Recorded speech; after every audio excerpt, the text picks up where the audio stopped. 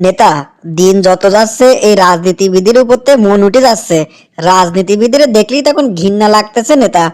তুমি আবার হঠাৎ করে এসব কথা কইছো কালিটন? তুমি আমার রাজপথের লড়াকু সৈনিক, তোমার মুখে তো এইসব কথা মানায় না। নেতা, আমার মুখে কোন কথা মানায় আর কোন কথা মানায় না সেসব নিয়ে ভাবার সময়ই তো পাচ্ছি না। এতদিন মনের ভিতরে একটা স্লোগান কাজ করতে, গোলামি না আজাদি, আজাদি আজাদি। আরে আপনারা নেতারা যা শুরু করেছেন তাতে মনে হচ্ছে গোলামি না আজাদি, গোলামি গোলামি, সেটাই বাস্তবায়ন করতেছেন আপনারা। নেতা, 5ই আগস্ট যে গণ অভ্যুত্থান সংগঠিত করলাম, এত আন্দোলন করলাম, রক্ত দিলাম, এত কিছুর বিনিময়ে ফ্যাসিস্ট বিদায় করলাম, সেই ফ্যাসিস্টের দোষরা যদি আবার আপনারা সেহাতলে আবার আশ্রয় পায়, তাহলে আমারে এত কিছু করার মানে কি হইলে?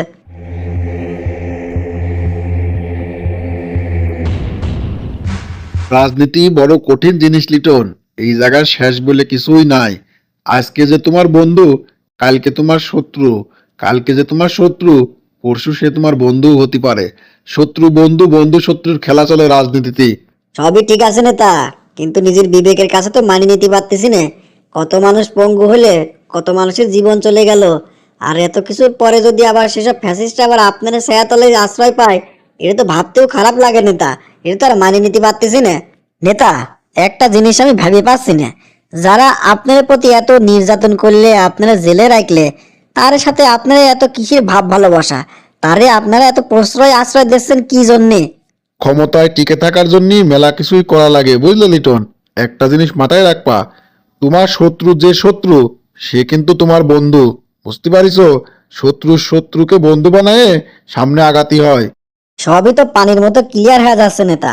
আপনারা মুক্ত করার জন্য যেসব সৈনিক জীবন দিলে, যেসব সৈনিক আহত হলে, আপনারা তারে মূল্যায়ন না করে, যারা যুদ্ধ করে যে ফ্যাসিস্ট বিদায় করলে, আপনারা আরে তাদের স্বাগতম জানাচ্ছেন, তারে ওয়েলকাম জানায় আপনারা পাশে বসাচ্ছেন। একটা কথা মনে করে রাখেন, তারা কিন্তু ঘুন পোকা। এই ঘুন পোকা যদি আপনি কাঠের জিনিসের পাশে রাখেন, ঠিক কিন্তু কাঠকে খায় ফেলা দিবে। একটা কথা কান খুলে শুনে রাখেন নেতা, যে চেয়ারে বসে আপনারা তার সাথে বন্ধুত্ব করতেছেন, একদিন দেখবেন এই চেয়ার নিয়েই মুখ থুবড়ে পড়া লাগবে। তোমার কথা আমি সবই বুঝতে পারতেছি লিটন, কিন্তু বুঝেও কিছু করার নাই। নেতা, যত কথাই কন, একটা জিনিস কিন্তু আপনার মানায় লাগবে। আপনার মতো রাজনীতিবিদের জন্য আজ এই জুলাই কলঙ্কিত হইলে। একটা কথা আরো মনে রাখবেন, এই সাধারণ মানুষই যত দুর্বল মনে করতেছেন, তো এই সাধারণ মানুষ কিন্তু ততটা দুর্বল না। এরা এখন পিছাতে পিছাতে যখন এরা দেয়ালে পিঠ থেকে যাবে, তখন কিন্তু আর পিছনে জায়গা থাকবে না।